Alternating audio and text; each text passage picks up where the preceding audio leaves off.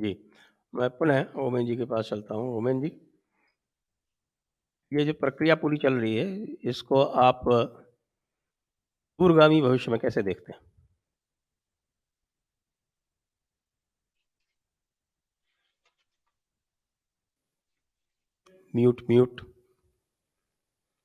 Muted हैं आप। दूर की तो क्या बात करेंगे सर, जो निकट भविष्य में दिख रहा है उसी में कि इसी one step at a time. क्योंकि जो इनके साथ, हमारे हिंदुओं के साथ में छल हुआ है गत 70 वर्षों में, और जो थोड़ा बहुत रिलीफ मोदी जी ने हमें दिया है सीएए के माध्यम से। वैसे राजनाथ सिंह जी का तो खैर उनका तो चरण धो करके हमको पानी पीना चाहिए। वो आदमी, गजब उनकी जो थी समर्पण था। जय जब और मैं जब भी जाते थे, एक 5 मिनट की भी प्रतीक्षा नहीं होती थी, फटाक से नोटिफिकेशन आते थे। आप देखें bank accounts, driving licences, private property तक की परमिशंस, और 5 साल का लॉन्ग टर्म वीजा, ये सब रिलीफ हमारे को राजनाथ सिंह जी ने दिए। अब कुछ सन्निपात सा है, एक पैरालिसिस ऑफ थॉट है। For example, the Islamic regime of Pakistan is playing it's game. अगर हम सोच रहे थे कि तालिबान का आना नहीं होगा, अमेरिका चला जाएगा, यानी we have made a fool of ourselves in Afghanistan. मैं इसलिए बोल रहा हूं बिकॉज इसके रेपरकशंस इन हिंदू सिखों पर सबसे अधिक होंगे, because they are at the lowest rung of the pyramid. ये वहां पर सबसे प्रताड़ित है। यानी किसी मोमिन की खाने में उसकी पत्नी ने नमक ज्यादा डाल दिया है, तो वो हिंदू पिटेगा उसके पड़ोसी जो है उस दिन। इस तरह के, इस छोटे से लेवल से लेकर के, जैसे ही उसकी बच्ची 11-12 साल की हुई, जरा सी उसके अंदर यौवन के गुण आए, वो बच्ची उठ जाएगी। उस लेवल तक की रेंज है इनके साथ जो क्राइम्स होते हैं। और हमारी स्टेट क्या कर रही है, हमारे थिंक टैंक्स क्या कर रहे हैं? हम यहां पर डिफेंसिव पर हैं, क्योंकि शाहीन बाग हो गए थे। हमने कोई ऑफेंसिव स्टेप नहीं लिया। सिंधु देश के अंदर एक राइप मूवमेंट है इस वक्त, जहां पर कि in millions people have quit their faith and they have become atheists. Openly Twitter पे सिंधु देश का मूवमेंट चल रहा है, और बड़े प्यारे प्यारे समर्पित लोग काम कर रहे हैं इसके ऊपर। हमारी गवर्नमेंट उसको फंडिंग तो कर सकती है कम से कम।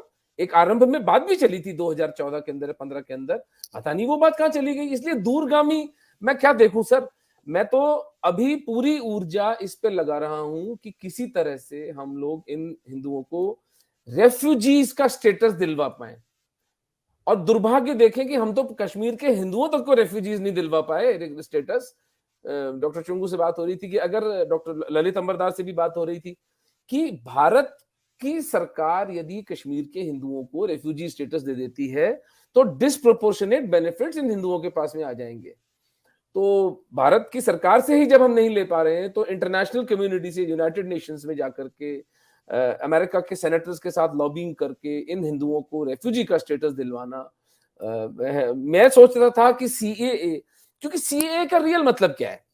सीएए के एज अ हिंदू मेरे लिए दो मतलब थे। नंबर वन, मोदी जी ने एक स्ट्रोक में पूरी विश्व को एजुकेट कर दिया कि इस्लामिक समाज अपनी माइनॉरिटीज के साथ क्या बर्ताव करता है। भाई, लोगों ने नोटिस लिया ना, एक सॉवरेन स्टेट ने दूसरी सॉवरेन स्टेट के सिटीजन्स को सिटीजनशिप देने के लिए एक कानून पास किया है। It was a very bold statement civilizationally for Hindus. And secondly, to actually recognize the plight of these Hindus on from Hindu point of view। हम यहाँ, मैं देखता हूं इंटरनेट पे बड़ा रोना रोते रहते हैं ना, population inversion, population inversion. 1 crore Hindu Pakistan में, 2 करोड़ बांग्लादेश में, 3 करोड़ तो बने बनाए हिंदू हैं। आपको सिर्फ को इनको इंपोर्ट करना है, क्योंकि ये अगले 10-12 साल में ये नहीं बचने वाले हैं। या तो मार दिए जाएंगे, या कन्वर्ट कर दिए जाएंगे, ये वहां से पलायन कर जाएंगे।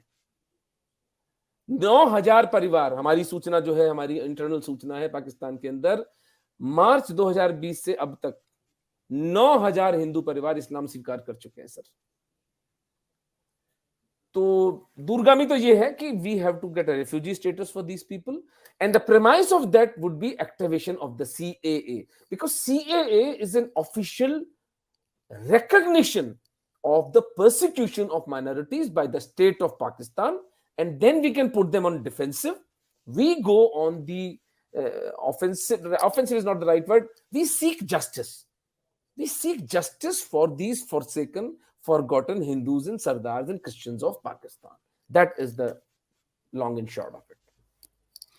Quite right. तो आगे आपका यदि ये रूल्स अमेंड हो जाते हैं तो जय जी फिर आगे आपकी योजना किस प्रकार आगे